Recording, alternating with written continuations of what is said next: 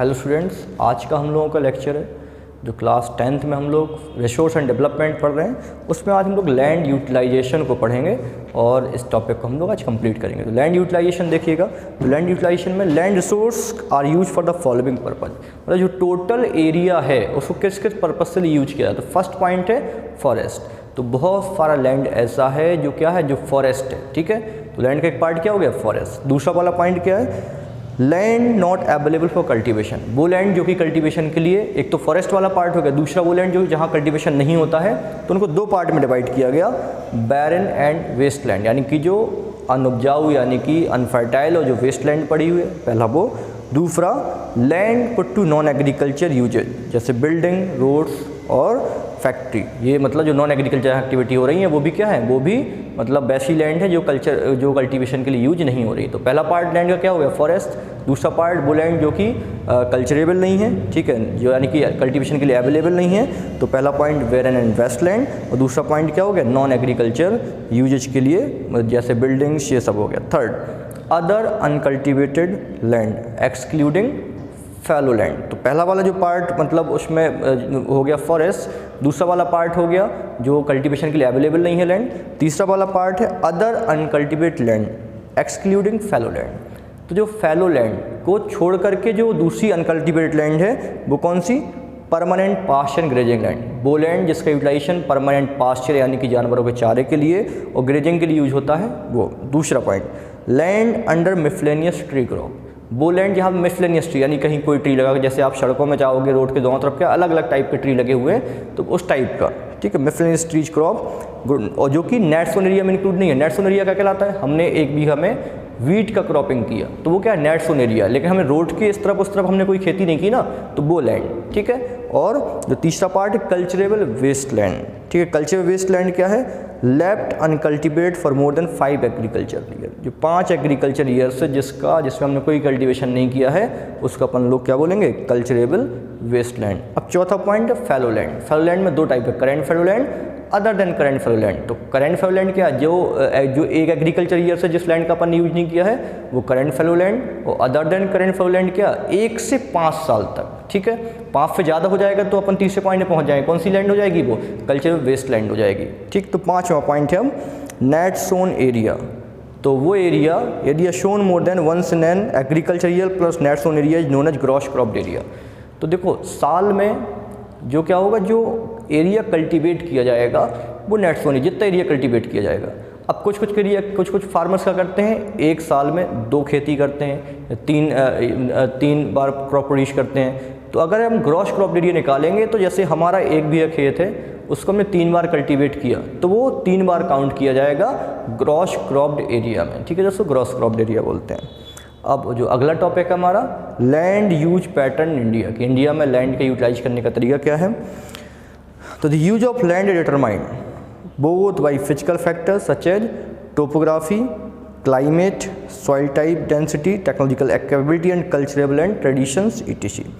The use of land, land का utilisation है is determined, तो उसको डिसाइड किया जाता है, डिटरमाइन किया जाता है फिजिकल फैक्टर जैसे टोपोग्राफी, क्लाइमेट, सॉइल टाइप और human factor such as population density, कि पॉपुलेशन की डेंसिटी क्या है, टेक्नोलॉजी कैपेबिलिटी क्या है और कल्चर और ट्रेडिशंस क्या है। इन चीज़ों को ध्यान में रख करके लैंड का यूटिलाइज किया जाता है। या फिर से समझो, तो यूज ऑफ लैंड डिटरमाइंड, तो लैंड का यूटिलाइजेशन किससे होता है, फिजिकल फैक्टर है जो टोपोग्राफी, क्लाइमेट, टोपोग्राफी क्या है उस एरिया की, सॉइल टाइप क्या है उस एरिया का, इसके अलावा ह्यूमन फैक्टर्स यानी कि पॉपुलेशन डेंसिटी, उस एरिया की पॉपुलेशन डेंसिटी क्या है, टेक्नोलॉजी कैपेबिलिटी क्या है और कल्चरल और ट्रेडिशंस क्या है। इन चीज़ों पर डिपेंड करेगा कि आखिर लैंड का यूज किस लिए किया जाएगा।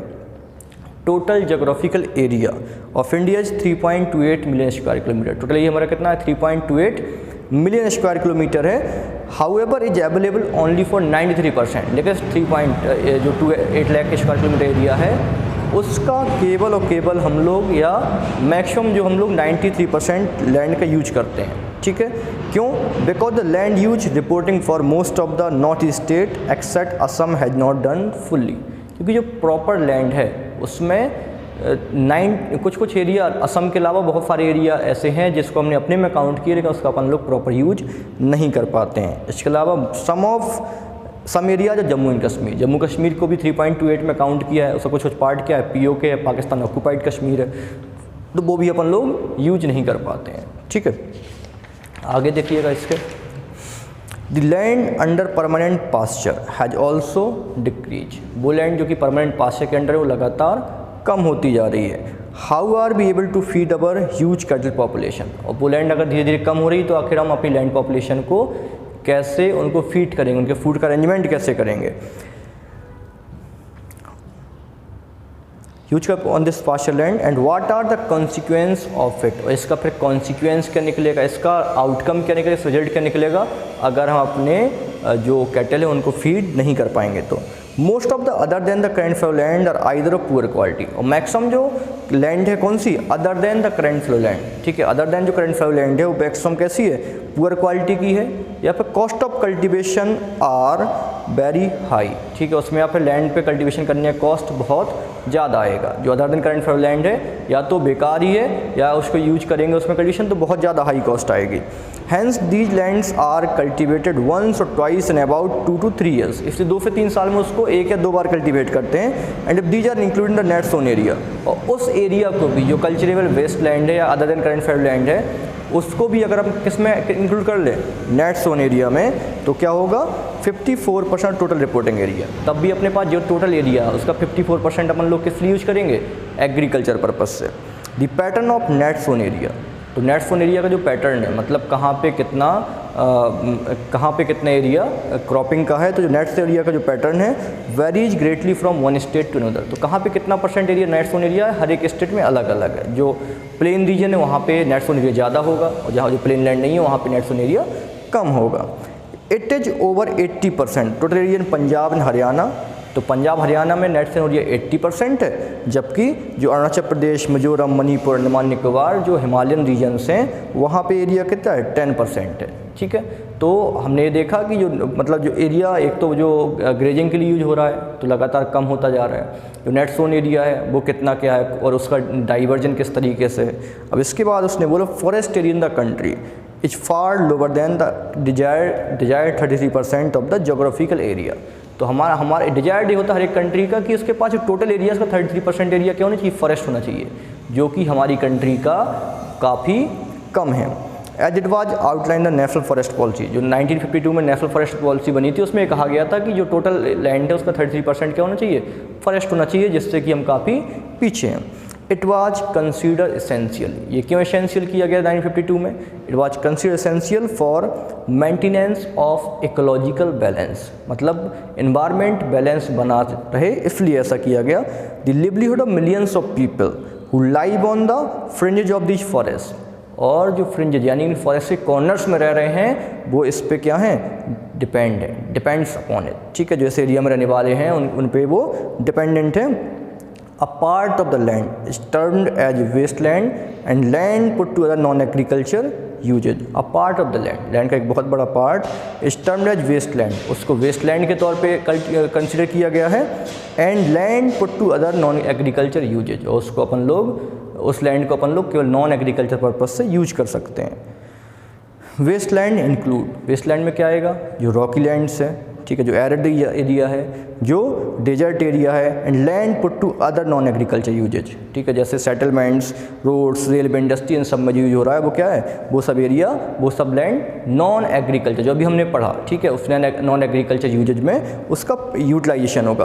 Continuous use of land over a long period of time without taking appropriate measures to conserve, बिना अपन प्रॉपर कंजर्वेशन के मेजर्स अपनाए बिना अगर हम क्या करेंगे, उस लैंड का कंटिन्यूस यूज करेंगे, and measure to conserve and manage it has resulted in land degradation, तो इससे क्या होगा, लैंड डिग्रेडेशन के चांसेज रहेंगे। This in turn has serious repercussion on society and environment, और इसका सीरियस इम्पैक्ट पड़ेगा सोसाइटी पे और एनवायरनमेंट पे। ठीक है ना, ये बात समझ में आ गई आप लोगों को। तो इस तरीके से हमने देखा कि लैंड का यूटिलाइजेशन किस तरीके से, जो नेट सोन एरिया है वो हमारे पास कितना है, जो हमारे पास फॉरेस्ट रीजन्स है वो कितना है, फॉरेस्ट रीजन जरूरी क्यों है, जो नॉन एग्रीकल्चर यूज है उसका किस लिए यूज हो रहा है, तो इसको हम लोगों ने आज के लेक्चर में समझा। जो हमारा नेक्स्ट लेक्चर रहेगा उसमें हम लैंड डिग्रेडेशन और कंजर्वेशन मेजर्स को समझेंगे। आज के लेक्चर में इतना ही, इसके रिगार्डिंग आपको जो भी डाउट हो आप लोग पूछ सकते हैं। Okay, thank you so much.